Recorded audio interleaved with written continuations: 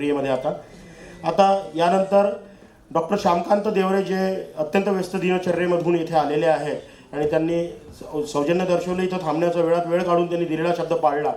तर अशा श्यामकांत देवरे यांचे मार्गदर्शनपर 2 शब्द आणि आम्हाला प्रेरणा मिळावी असे प्रोत्साहनपर 2 शब्द आपण इथे व्यक्त करावे आणि आम्हाला बळ द्यावं अशी विनंती करतो. आपण कृपया मंचावर यावं.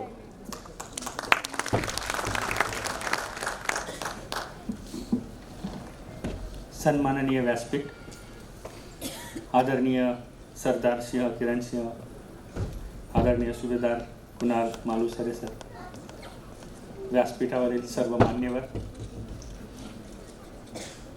खानदेश मराठा मंडळाचे अध्यक्ष श्री मधु पगार, श्री मिलिंद पाटील सावंत सर आणि इतर माझे सहकारी जे आज इथं आले, माझे बंधू आणि भगिनींनो, आभाळा एवढी ज्यांची उंची त्यांनी थोडं खाली झुकावं, आभाळा एवढी ज्यांची उंची त्यांनी थोडं खाली झुकावं आणि मातीत ज्यांचे जन्म मळले त्यांना थोडं उचलून घ्यावं.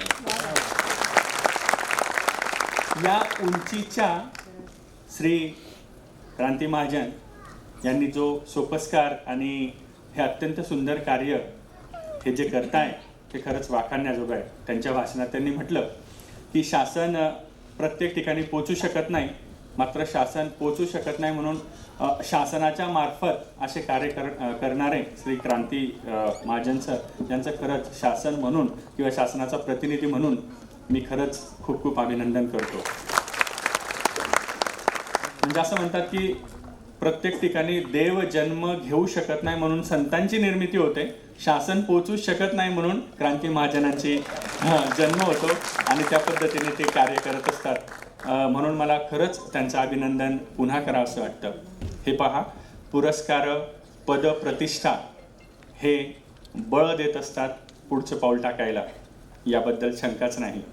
मात्र पद आणि पुरस्कार मिळाल्यानंतर त्या पद आणि पुरस्काराचं भार, वजन हे पेलण्याजोगं एक शक्ती आपल्या सगळ्यांमध्ये यावं किंवा यावी, यासाठी मी तुम्हाला सगळ्यांना सांगतो. त्या पुरस्काराबद्दल तुमचं इन ॲडव्हान्स अभिनंदन करतो. काही पुरस्कारार्थींना पुरस्कार मिळाले आहेत, काही लोकांना मिळतील. या पुरस्कारानंतर आपण करत असलेल्या क्षेत्रामधली कर्तव्य पारायणता, कर्तव्य जबाबदारी ही निश्चितपणाने वाढेल. क्रांती महाजन सर ही प्रेरणा आहे. या प्रेरणे थ्रू आणि या पुरस्कारा थ्रू मी पुन्हा एकदा सांगू इच्छितो की आपली जबाबदारी आपल्या कार्यक्षेत्रात निश्चित वाढणार आहे. आणि मी या व्यासपीठावरून खरंच शासनाचा प्रतिनिधी म्हणून एक म्हणू इच्छितो की क्रांती महाजन सरांनी ही जी क्रांतीची ज्योत पेटवली आहे ती तेवत ठेवण्याचं काम आपण सर्वजण करू असं मला वाटतं. कारण क्रांतीज्योती सावित्री नेहमी म्हणायची की दिलेस धडे अबकचे म्हणूनच आज मान उंच आहे, गडद अशा काळोखातही ज्योत म्हणून तेवत आहे. सावित्री जरी असली मात्र सरस्वतीही तीच आहे. काय वर्णव माऊली तुझी महती, तुझी महानता अफाट आहे. असे सावित्रीजींची जी प्रेरणा, जी विद्या आणि जो प्रकाश आपल्याला दिला आहे, या प्रकाशाचं द्योतक, या प्रकाशाची ज्योत आपण तेवत ठेवूयात.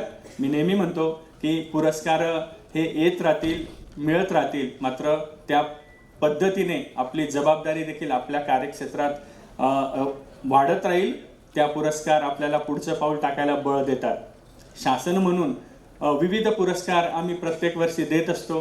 क्रांती महाजन सर बऱ्याचदा मंत्रालयात येतात, बोलतात आणि खरंच मला असं वाटतं, मी फार मोठं बोलणार नाही, मात्र अशा प्रेरणा देणाऱ्या लोकांना खरंच शासनानेही भविष्यात प्रेरित करावं असं मी नक्की शासनाला नक्की सांगेन महाजन सर.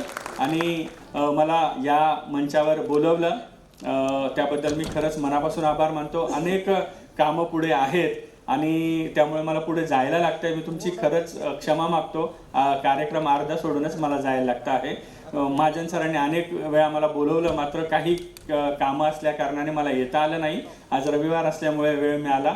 मी नाशिकवरून आलो आहे, पुन्हा मला सावंतवाडीचा प्रवास करायचा आहे मुंबईवरून, तर त्यासाठी मला निघायला लागणार आहे. पुनश्च मी या सुंदर कार्यक्रमाला खूप खूप शुभेच्छा देतो आणि सरदार किरण सिंहजी आणि सुभेदार मालुसरेजी आणि देसाई सर सगळेच मान्यवर आहेत. इथं सगळ्यांचं नाव घेणं शक्य नाही. तुम्ही या कार्यक्रमाला आला, त्या कार्यक्रमाला शोभा वाढली. ज्येष्ठ लोक समोर बसले आहेत समान त्या लोकही इथं आलेत आणि या कार्यक्रमाला खरंच शोभा वाढली. पुन्हा मी येण्याचा नक्की प्रयत्न करेल शासनाचा प्रतिनिधी म्हणून. मला बोलवलं. क्रांती महाजन सर, आपल्या कार्याला शुभेच्छा देतो आणि थांबतो. खूप खूप धन्यवाद.